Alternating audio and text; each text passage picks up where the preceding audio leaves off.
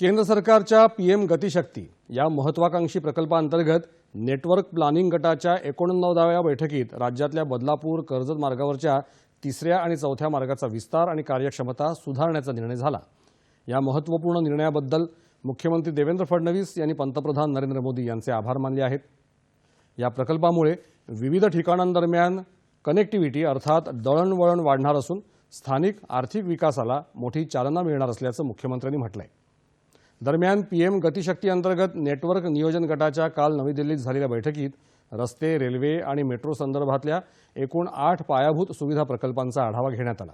यामध्ये बदलापूर कर्जत तिसऱ्या आणि चौथ्या मार्गाच्या विस्ताराचाही समावेश होता। सुमारे 33 किलोमीटर लांबीच्या या प्रकल्पामुळे मुंबई, पुणे, सोलापूर, वाडी, चेन्नई मार्ग क्षेत्रात कनेक्टिव्हिटी अर्थात दळणवळण सुधारायला मदत होणार आहे। प्रवासी आणि मालवाहतूक सुलभ होणार आहे।